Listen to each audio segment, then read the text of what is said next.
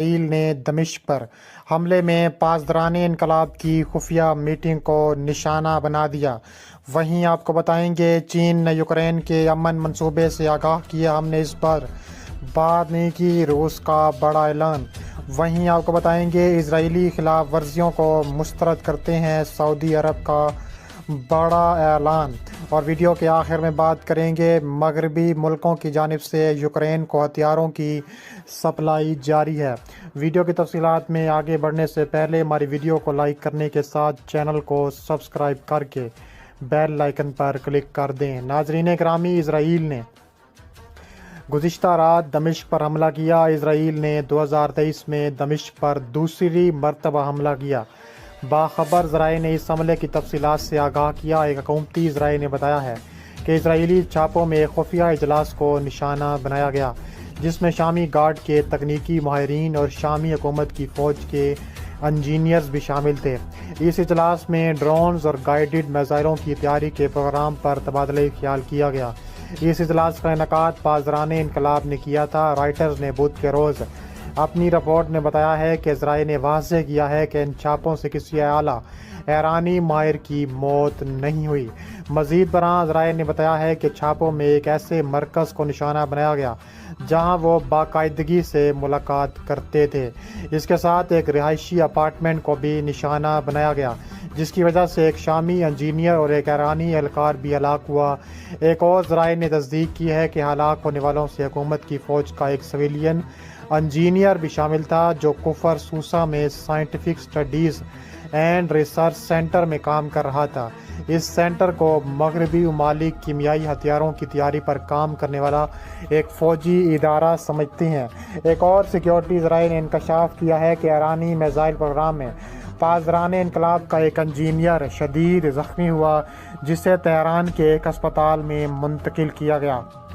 دو دیگر افراد بھی معمولی زخمی ہوئے، اور ایک اعلیٰ باخبر علاقائی انٹیلیجنس ذرائع نے بتایا ہے کہ چھاپوں میں شام میں پاسداران انقلاب کے زیر انتظام پوشیدہ میزائل پروڈکشن پروگرام کے ایک حصے کو نشانہ بنایا گیا۔ ایک اور ذریعے نے واضح کیا کہ حملوں میں ایرانی حکام اور لبنانی حزب اللہ کے ارکان کو نشانہ بنایا گیا۔ واضح ہے کہ گزشتہ اتوار کو دمشق میں جس عمارت کو نشانہ بنایا گیا تھا وہ کفر سوسا محلے میں واقع ہے، جہاں بہت سے ایرانی سیکیورٹی ادارے تعینات ہیں۔ ساتھ ہی علاقے کے رہائشیوں کے مطابق ایرانی صرافتی مرکز بھی ہے۔ سب سے حیران کن بات یہ ہے کہ حزب اللہ کے سب سے بڑے اہم رہنما عماد مغنیہ 2008 میں اسی محلے میں ایک پراسرار دھماکے میں مارے گئے تھے۔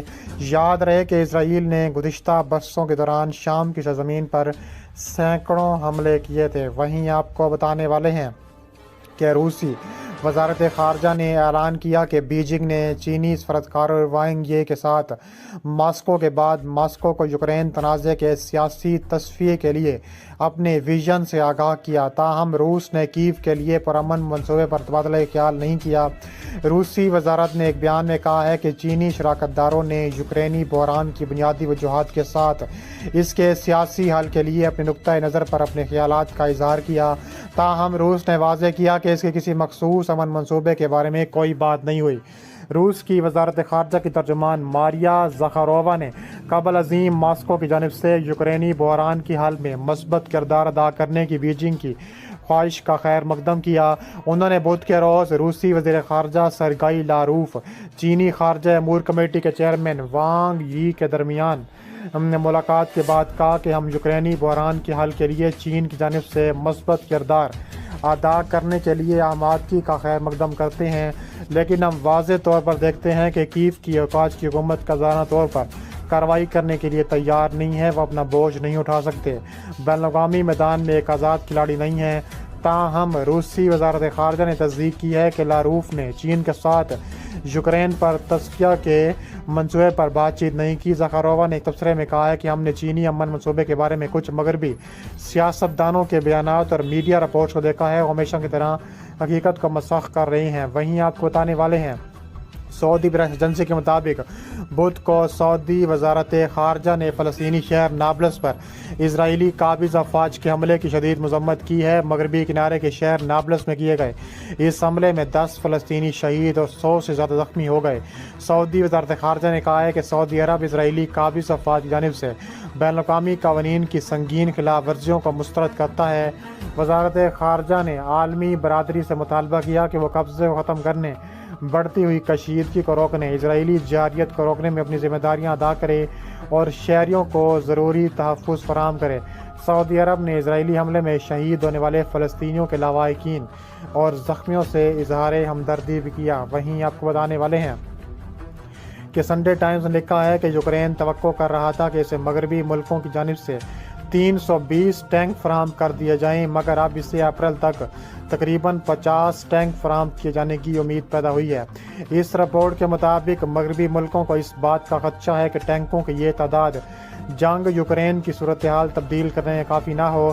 سنڈے ٹائمز کے مطابق برطانیہ نے مارچ میں یوکرین کو 4 چیلنجز 2 ٹینک اور پرتگال کے 3 لیپرڈ ٹینک فراہم کرنے کا اعلان کیا۔ پولینڈ نے تقریباً 14 لیپرڈ 2 ٹینک دینے کا ارادہ کیا ہے، جبکہ جرمنی نے بھی اپنے اعلان کے نصف ٹینک فراہم کرنے کے لیے آمادہ کر لیے ہیں۔ دوسری جانب جنگ مخالف گروہ نے اتوار کے روز واشنگٹن میں ایک احتجاجی مظاہرہ کر کے یوکرین کے لیے اسلحے کی سپلائی بند کر دیے جانے کا مطالبہ کیا ہے۔ ان مظاہرین نے اس طرح نیٹو تنظیم کی تحلیل اور دنیا کے چند قطبی نظام میں روس اور چین کی شراکت داری کی ضرورت پر زور دیا۔ مظاہرین نے پہلے ابراہم لنکن کے مجسمے کے سامنے احتجاج کیا اور پھر وائٹ ہاؤس یعنی مارچ کی تاکہ وائٹ ہاؤس کو اپنے مطالبات پیش کر سکوں۔ اس تمام سیاستدان نامہ نگار شامل ہیں۔